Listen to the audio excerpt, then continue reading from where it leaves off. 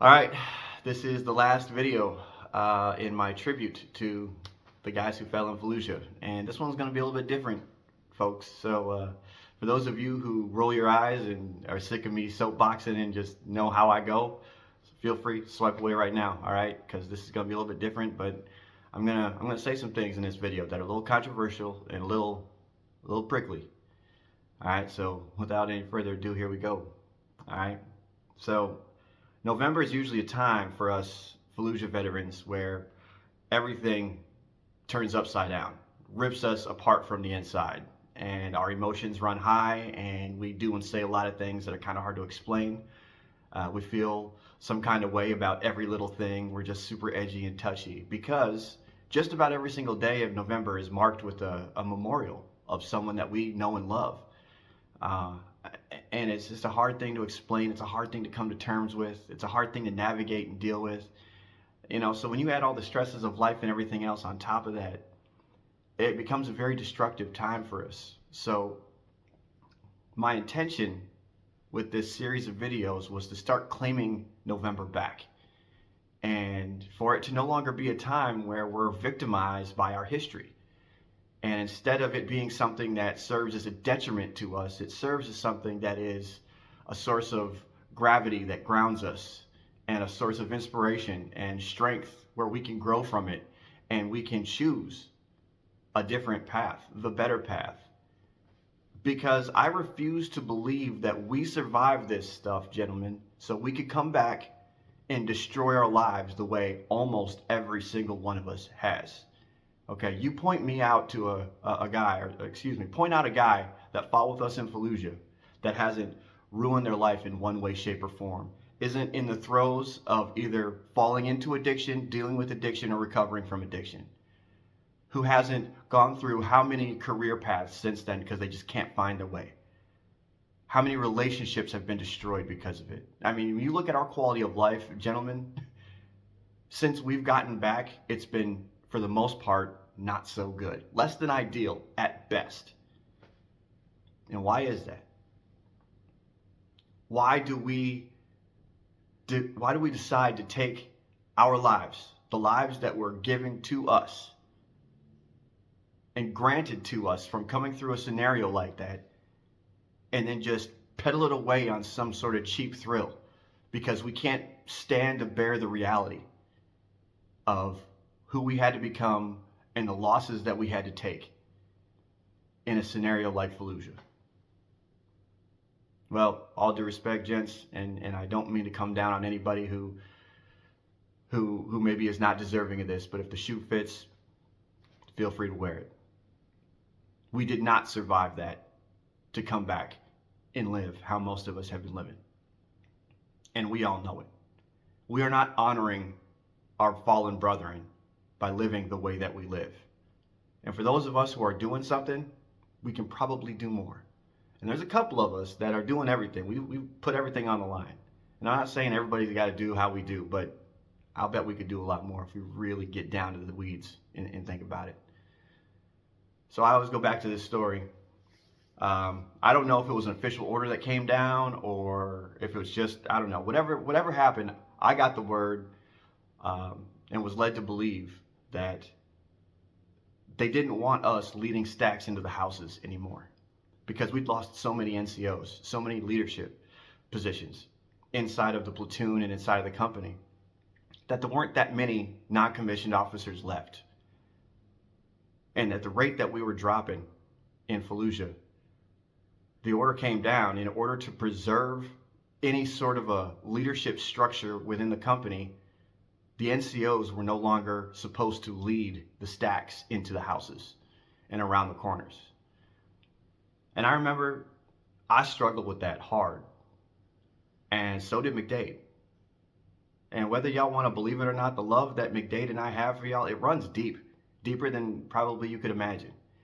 And one time McDade and I were talking and he was struggling with it, and it wasn't like he was struggling like he couldn't handle it.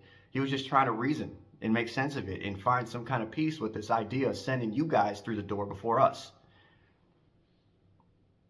And it was one of those times when I said something smarter than I'm capable of being. And it was that same message that I just passed on, and that is that we did not survive this so we could come back and destroy our lives. We were chosen to survive it so we could come back and carry those lessons with us that we paid the price to learn. And the price that we paid is far greater than anybody else would ever have to pay. So how valuable is that lesson? What are we supposed to do with that capacity now that it's been granted to us? What kind of life are we supposed to lead now? Do we take that lesson and that gravity and that reality and responsibility now and let it destroy us? Or can we take that? Is it possible to take that and use it as a source of inspiration and strength for our growth and utilize it to better ourselves and our families and our communities? How? I don't know. I'd have to know everybody's circumstances in order to know that. But I'll bet if you're still watching this right now, you probably have some ideas in your head about what you could do differently and about how you could show up better and do a better job of honoring the men who fell next to us. So what I want to do, what I'm hoping to do, is next year, I want to interview the families or get stories. I just want to collect the stories of the guys who fell. Everybody's favorite stories of the guys who fell. And I want to stitch all those stories together. Put those on Facebook and on TikTok and on Instagram. And then that way, every one of our fallen brothers has a montage of their favorite stories or people's favorite stories of them to honor them. And it'll roll around every year in the memories and we can repost it. And then maybe if we were to do that, for some of us, November wouldn't be so bad. But I know for me, I would start to look forward to it because then I would get to see like a Christmas special or something. I would get to see all the stories of all the guys that I know and love who fell fighting next to me. I mean, imagine if Billy Miller was one of your best friends and you got a chance to see 15 or 20 stories of everybody's favorite memories of Billy Miller, and it took an hour and a half to get through all those stories, and you got a chance to see an hour and a half special, basically, just for Billy Miller, celebrating the man he is to all of us still. And imagine if that was like that for every single one of our fallen brothers. We can miss them, we can feel sad, we can feel bad, angry, all of it, we can do all that stuff. But you can't tell me that at least for that hour and a half, you wouldn't be smiling and laughing right along next to the people telling those stories. Just like I was doing when I was telling these other stories. So, over the next year, I'd like to put a call to action out there for everybody who has a story to share about anybody who fell fighting next to us in Fallujah. Not even in Fallujah, just fell fighting next to us. Family members, service members, guys who knew them in boot camp and SOI, if you ever worked with them and you see one of these videos, anything like that, and share those stories with me or on the Shattered Heroes Facebook page or comment on this video. I don't really care. Share the story. And then next year, what I'd like to do is instead of it's just me flapping my gums, I can either read the stories that you all have sent me, or you can send me a video clip and I will stitch that to the video that I've already made. So then we really get a chance to bring down the house and honor these guys the way that we all know how to do, that only we can do. So, one last thing that I wanted to mention in this video, besides my gratitude for everybody who stuck it out with me and and have supported these videos and whatnot, is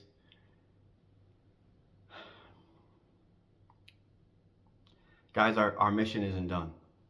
Okay, we were sold a lie that we were getting out of the Marine Corps.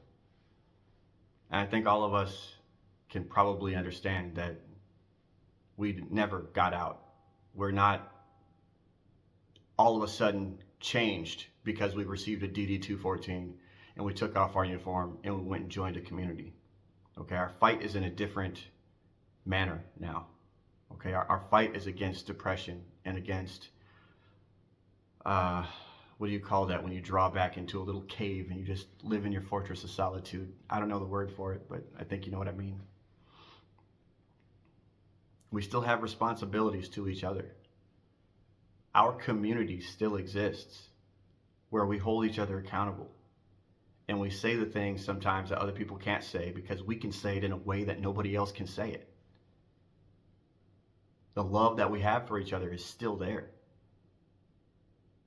And something that I've been saying a lot these past few months is that if I was screwing something up, if I was giving away to an addiction, if I was showing up like a piece of crap at work or, for my family or whatever the case is, a PhD who I've been talking to for 15 years could be telling me I'm screwing things up, and I'm still looking at them like they don't get it. But if one of y'all calls me and says something, it cuts me straight to my core. I mean, you guys don't even know the nervous breakdown I pretty much had every single time I posted one of these videos. Because if it were to fall under any sort of scrutiny, I wouldn't be able to take it. And some of y'all took it to me. Some of y'all, you're not afraid to tell me if I'm screwing something up.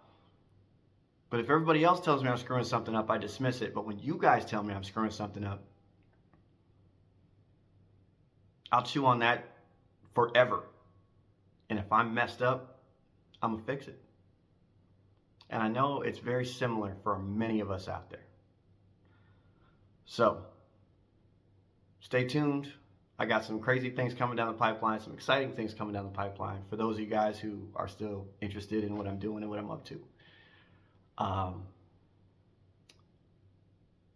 I noticed something about November 9th, that a lot of folks were posting the pictures of, Fallujah and the guys who fell and just nostalgic pictures and whatnot. So I started pulling all those off of Facebook and screenshotting them. And so I'm going to tag a little thing on the end of this video. That's just, a little picture montage, got some music playing behind it. I don't know, some sappy sentimental thing probably, because I'm in a sappy sentimental mood right now. But if any of you, if I've posted pictures of you and it's offensive or you don't want it on there, just let me know. I'll pull it down. I'm not trying to be all so sad, day late, dollar short, deal with it kind of stuff. It's really meant to just kind of cap off November and give us some good, heartwarming and strengthening, inspiring and motivating content that we can see every single time November rolls around, and we can start looking forward to November and utilizing it as something, as a source of strength and inspiration and motivation for us to ruck back up, tack back up, and shoulder that responsibility the way we're supposed to be shouldering it, instead of letting it overtake us, overwhelm us, and push us into these depths of despair like it has been for so many years. So, feel free to comment on anything you want to, send me a private message or anything like that, guys. I'm an open book. I don't mind saying or hearing any feedback that you've got. It's a conversation, folks. It's a conversation. It's just my way of trying to deal with it and trying to heal. So, that being said, stay tuned for the montage.